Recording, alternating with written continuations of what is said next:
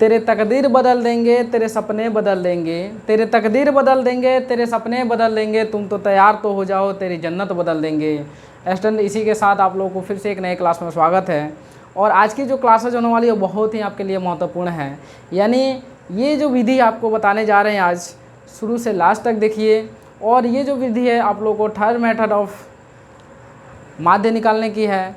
यानी माध्य निकालने के लिए 3 विधि को मैंने बताया था, और ये है प्रत्यक्ष विधि, कल्पित माध्य विधि और पग विचलन विधि। तो ऐसा इससे पिछले क्लासेज में मैंने आप लोगों को बताया हूँ प्रत्यक्ष विधि एंड कल्पित माध्य विधि। तो आज की क्लासेज में हम लोग सीखेंगे पग विचलन विधि। यानी पग विचलन विधि वो विधि होता है जो बहुत ही सिंपल है, और इसको EY द्वारा, जैसे यहाँ पे देखिए डिफरेंट है, EY द्वारा यहाँ पे निकाला जा सकता है। तो देखिए स्टूडेंट, ये 14.1 के फर्स्ट नंबर क्वेश्चंस जो है उसी पे मैंने आप लोगों को प्रत्यक्ष विधि और कल्पित माध्य विधि को मैंने बताया हूँ। साथ ही उसी पे ही हम लोग पग विचलन विधि को देखेंगे, और इसमें आपको देखना है कि कौन सा आपको विधि आपको बहुत ही आसान दिख रहा है, प्रत्यक्ष विधि है कि कल्पित माध्य विधि है और पग विचलन विधि, इन तीनों में कौन सा विधि आपको सबसे आसान दिख रहा है।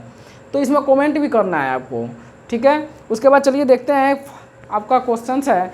देखिए कि विद्यार्थियों के एक समूह द्वारा अपने पर्यावरण संचेतना अभियान के अंतर्गत एक सर्वेक्षण किया गया, जिसमें उन्होंने एक मोहल्ले के 20 घरों में लगे हुए पौधों से संबंधित निम्नलिखित आंकड़े एकत्रित किए और प्रति घर माध्य पौधों की संख्या ज्ञात कीजिए। देखिए प्रति घर माध्य पौधों की संख्या यहाँ पे ज्ञात करना है, और इसमें आप लोगों को जो डाटा दिया हुआ वो दिया हुआ है कि 0 से 2 में एक घर की संख्या है, उसके बाद में 2 से 4 में, यानी पौधे की संख्या जो है 2 से 4 में वो 2 घरों की दिया जाएगा। उसके बाद 4 से 6 5 को, उसके बाद 6 से 8, यानी ये जो अंतराल दिया हुआ है साथ है उसमें FI दिया हुआ है। तो देखिए यहाँ पे इसको हम लोग ज्ञात करेंगे, FI इसको डालेंगे, ठीक है। ये अंतराल है XI, आप लोगों को बताया था मैं कि XI निकलेगा कैसे। और यहाँ पे एक और चीज़ आपको बताया था, ये क्वेश्चंस में दिया हुआ है 20 घर, यानी N = 20 हो जाएगा। तो इसको स्टूडेंट ऐसे भी लिख सकते हैं, सिग्मा FI = 20 लिख सकते हैं। गुड। अब इसके बाद देखिए स्टूडेंट, इसके साथ ही आप लोगों को XI निकालना है। तो XI को निकालने के लिए मैंने प्रत्यक्ष विधि एंड कल्पित माध्य विधि में बहुत अच्छे तरीके से बताया हूँ। अगर आप नए हैं तो ज़रूर उसको जाइए देखिए, डिस्क्रिप्शन में लिंक दिया हुआ है, और वहाँ से देखकर उसके बाद पग विचलन विधि को पढ़िए। तो देखिए स्टूडेंट, उसमें दिया गया था कि ये जो होता है आपका निचली सीढ़ी है, ये ऊपरी सीढ़ी है, यानी पहली सीमा और दूसरी सीमा को जब जोड़ देंगे उसके बाद 2 से डिवाइड करेंगे तो उसके बाद ये आपका XI निकल जाएगा। तो 2 + 0 क्या हो जाएगा, 2/2 होगा तो 1 हो जाएगा। साथ ही 2 4 को 2 को 6 को में उसके बाद 2 से करेंगे तो ये आ जाएगा 3। उसके बाद 6 4 10 में से बटा 2 कीजिएगा तो 5 आएगा। यानी देखिए यहाँ पे अंतराल कितने का बना रहा है, 2 का बना रहा है ना। 1 से 3, 3 से 5, तो 5 से क्या हो जाएगा 7, 7 से 9, 9 से 11, 11 से 13। गुड। अब यहाँ पे देखिए XI निकल गया।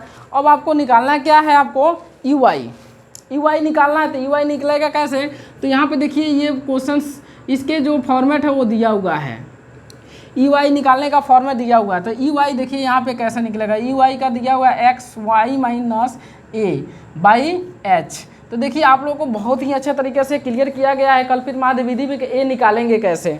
देखिए आपको फिर से बता देते हैं कि यहाँ पे क्या करना है, आपको अंतराल वाला जो दिया होगा उसको क्या करना है, आपको देखना है, ठीक है। उसके बाद इसको देखने के बाद इसमें देखिए कि ये है कितना। तो यहाँ पे देखिए 1 2 3 4 5 6 7 को है। इसमें क्या कीजिए कि ऊपर वाला जितना लेंगे उतना ही नीचे वाला भी लेंगे, यानी 3 को ऊपर 3 को नीचे। जो बीच में बच रहा है उसको क्या करेंगे हम लोग, उसको A मान लेंगे, यानी XI जो ये आपका होगा A हो जाएगा। अब देखिए आपने बोला कि सर यहाँ पे तो 7 को है, यहाँ पे तो 7 को है तो आप 1 मान लेते हैं, लेकिन अगर आपके पास 8 को है तो क्या मानेंगे आप। तो 8 के लिए भी मैंने बता देता हूँ कि कि मान लीजिए यहाँ पे कोई अलग दिया हुआ अंक, तो मान लीजिए आपने 3 यहाँ किया, 3 यहाँ किया, 2 को ये रह गया। तो 2 को मेरा स्टूडेंट यही करना है आपको कि किसी एक को मान लेना है, किसी एक को। आपके ऊपर डिपेंड है कि आप किसको मानते हैं, ठीक है। उसके वैल्यूएशंस को रखना है, उसके बाद वो आंसर अपने आप ही आ जाएगा, ठीक है। अब देखिए तो स्टूडेंट आप लोगों को समझ में आ गया होगा, मैं आशा करता हूँ कि देखिए यहाँ पे ए किसको मानेंगे हम लोग, 7 को मानेंगे। गुड। अब यहाँ पे स्टूडेंट ये बोल रहा है यू वाई निकालने के लिए एक्स आई माइनस ए, तो ए कितना है बाबू, यहाँ पे ए है आपका 7 है। गुड। अब देखिए ये जो 7 है इसको रखिए यहाँ पे, एक्स आई ऊपर वाले को आगे देखिए तो 1 - 7 बटे, अब देखिए एच निकालेंगे कैसे, तो एच मीन्स होता है हाइट, और हाइट निकालेंगे कैसे, तो यहाँ पे देखिए ये क्या है आपकी निचली सीमा है, ये कितना है निचली सीमा, ये ऊपरी सीमा है, यानी ये निचली सीढ़ी है ये ऊपरी सीढ़ी है, तो इसके बीच की क्या है डिफरेंसेज, इसके बीच का डिफरेंसेस कितना है, यानी निचली सीढ़ी ऊपरी सीढ़ी इसके बीच की डिफरेंसेस कितना है, तो 2 है। कितना है, 2 है। इस कॉन्सेप्ट को देखिए, सबसे बड़ा चीज़ है आपको पढ़ने का, सबसे बड़ा चीज़ मैं बता रहा हूँ कि कॉन्सेप्ट को क्लियर कीजिए, या ना कि क्वेश्चंस को क्लियर करना है। आपके कॉन्सेप्ट जब क्लियर हो जाएंगे ना, उससे रिलेटेड बहुत सारे क्वेश्चन आएंगे, उसको सॉल्व कीजिएगा, मुझे ये मालूम है, ठीक है। तो यहाँ पे स्टूडेंट क्लास करने का मतलब ये होता है कि कॉन्सेप्ट क्लियर कीजिए। अगर एक चीज़ आपको समझ में नहीं आ रहा है तो कमेंट कीजिए उसको, मैं 2 13 14 जब तक आपको समझ में नहीं आ रहा तब तक मैं बताऊंगा। अगर आप नए हैं तो जरूर चैनल को सब्सक्राइब कीजिए एंड वीडियोज़ को लाइक कीजिए, ताकि मोटिवेशंस मिले, और मुझे ये हो कि मैं आशा करता हूँ इस पर 1000 से ऊपर लाइक्स होंगे। और देखिए सबसे अच्छी बात यह है कि आप लोगों का कोचिंग से स्टार्ट हो गया है, ऑफलाइन कोचिंग से स्टार्ट हो गए हैं, तो आप अगर नए हैं तो ज़रूर एक बार आइए वहाँ पे कोचिंग्स पे और क्लासेज लीजिए। अच्छा लगा तो वहाँ पे पढ़िए और अपने आप को बेहतर बनाइए। तो चलिए देखते हैं, यहाँ पे ये बराबर आपने 7 मान लिया, तो देखिए x 1 - 7। अब यहाँ पे देखिए कितने का डिफरेंस हो रहा है, तो कितने का स्टूडेंट, 2 का डिफरेंस हो रहा है। कितने का, 2 का डिफरेंस हो रहा है, तो 2 यहाँ पर रख देंगे, तो ये हो जाएगा -6/2, कितना हो जाएगा बाबू, -3 हो जाएगा। कितना, -3। तो स्टूडेंट क्या करना है आपको, यहाँ -3 रखना है, ठीक है। उसके बाद देखिए, उसके बाद आपको 3 है ना, 3 को यानी 3 वाले को रखेंगे, तो यहाँ पे देखिए क्या करेंगे, अब यू आई है, उसके बाद एक्स आई माइनस ए है ना, तो एक्स आई कितना है आपका, तो 3 है, 3 में से 7 को घटाएंगे, बटा कितना करेंगे, एच कितना है आपका, 2 है, तो 3 में से 7 गया तो कितना होगा बाबू, 3 में से 7 गया तो -4/2, तो ये भाग जब लगेगा तो -2 होगा ना, क्या हो जाएगा यहाँ पे, -2 होगा। गुड। उसके बाद देखिए स्टूडेंट यहाँ पे कितना है, 5 है, तो अब देखिए यहाँ पे 5 रखेंगे, यहाँ बता देते हैं x1 -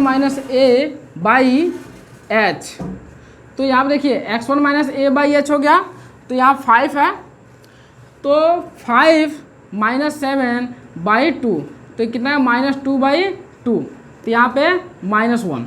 अब एक चीज़ और बता देते हैं, यहाँ पे देखिए कि -3 से -2 आने में कितना लग रहा है आपको, -1, कितना, -1, यानी -2 से -1 आने में -1 लग रहा है ना। अब देखिए यहाँ पे क्या हो जाएगा, 0, क्या होगा, 0, क्योंकि -3 के बाद -2, -2 के बाद -1, यानी एक एक चीज़ घट रहा है, एक के -1 के बाद 0 होगा, उसके बाद क्या हो जाएगा, 1 होगा, उसके बाद 2, उसके बाद 3, ठीक है। आपने ये चीज़ें क्लियर कर लिया, मुझे आशा है बहुत अच्छे तरीके से क्लियर कर लिए होंगे। देखिए कल्पित माध्य विधि में भी ऐसा ही बताया गया, वहाँ पे डी निकाला गया है। अब देखिए इसके बाद अब sigma F I U Y निकालना है, sigma F I U Y निकालना है आपको। तो sigma F I U Y कैसे निकलेगा, इसका मतलब ये है, एफ आई यू वाई दिया हुआ है, इसका मतलब ये है, यानी एफ आई, देखिए एफ आई आपका यही ना है, एफ आई और यू आई में गुणा होगा, तो -3 गुना -1 कितना होगा बाबू, -3 होगा, ठीक है। उसके बाद देखिए -2 है ना, -2 है, उसके बाद ये 2 है, तो -2 गुना 2 कितना होगा, 2 दूना 4 और -4। अब देखिए -1 गुना 1 कितना होगा, यहाँ पे -1 होगा। 0 गुना 5 कितना होगा बाबू, 0 होगा। उसके बाद 1 गुना 6 कितना होगा, तो 6 होगा। उसके बाद 2 गुना 2 कितना होगा, 4, 3 गुना 3 तो कितना होगा, 9। और देखिए जब यहाँ पे सिग्मा एफ आई यू आई दिया हुआ है तो इसको जोड़ देते हैं कि ये कितना आया, तो ये आया है आपको 9 4 13 6 कितना हो गया, 19।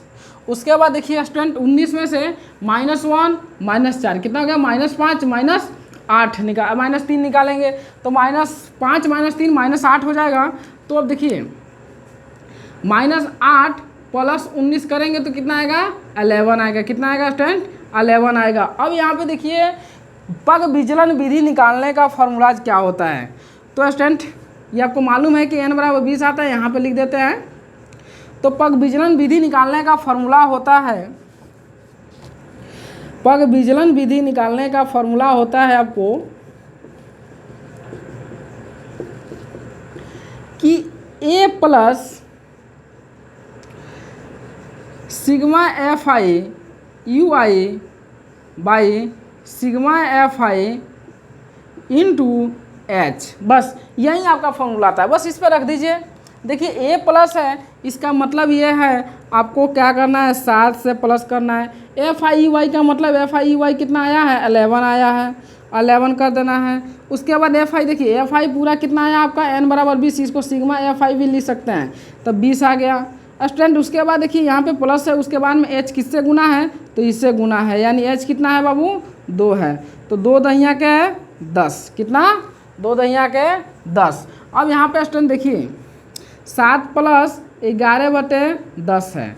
अब यहाँ पे गुना जब होगा 7 दहिया के 70 प्लस 11/10 तो कितना होगा 81/10। ये का मतलब हो गया 8.1 आंसर। तो स्टूडेंट एक बार और क्लियर कर देते हैं, अगर आप स्क्रीनशॉट लेना चाहते हैं तो ले सकते हैं आप। तो देखिए स्टूडेंट ये आपको आपने माध्य निकालने के लिए तीनों विधि को आपने जान गए हैं, यानी आपको बता दें हम कि पग विचलन विधि, कल्पित माध्य विधि और आपका फर्स्ट है और लास्ट है आपका कौन है वो है प्रत्यक्ष विधि, यानी प्रत्यक्ष विधि, कल्पित माध्य विधि और आपका पग विचलन विधि। तो स्टूडेंट इससे पिछले क्लासेस में आपने कल्पित माध्य विधि, प्रत्यक्ष विधि को पढ़ लिया, आज पढ़ना है कल्पित माध्य विधि को, सॉरी पग विचलन विधि को। तो देखिए पग विचलन विधि के लिए ई वाई निकालेंगे। तो स्टूडेंट ई वाई का सूत्र यहाँ पे लिख दिए x minus A by H, इसके सतह पर आप निकालेंगे तो ऐसे आ जाएगा आपको। तो इसको क्या करेंगे हम लोग गुना, यानी एफ आई से ई वाई में गुना करेंगे। तो ई वाई से गुना किए तो आपका आया है 11, इसको जोड़ देना है। अब देखिए पग विचलन विधि का सूत्र आपको होता है A plus sigma F I U Y बटा sigma F I into H. तो स्टूडेंट आपको बता दें हम कि 7 प्लस 11/20 यानी 20 का मतलब ये होगा कि एफ आई आपका वैल्यूएशन है 20। उसके बाद में स्टूडेंट यहाँ पे बता दें आप लोगों को कि 2 दहिया के 20, तो ये 10 मत में कटेगा तो 7 प्लस 11/10 तो ये आ जाएगा 70। 7 दहिया के 70 लिख देंगे प्लस 11/70, 70 को 11 को 81/10 होगा, 8.1 आपका आंसर आ जाएगा। तो स्टूडेंट अगर अच्छा लगा हो तो वीडियो को लाइक कीजिए एंड चैनल को सब्सक्राइब कीजिए और अपने फ्रेंडों के पास भी शेयर कीजिए, ताकि आपके फ्रेंड्स भी देखें और पढ़ें और बिल्कुल अच्छा तरीक़े से इसको इम्प्रूव कर पाएँ। तो हमको आशा है कि बहुत ही ज़्यादा आप लोगों को समझ में आया होगा। अगर आपके पास किसी प्रकार की डाउट है तो ज़रूर आप कमेंट बॉक्स में कमेंट कर सकते हैं और व्हाट्सअप नंबर भी कमेंट कर सकते हैं। तो व्हाट्सअप नंबर आप स्टूडेंट नोट कर लीजिए 7011618939, 7011618939। तो स्टूडेंट फिर से एक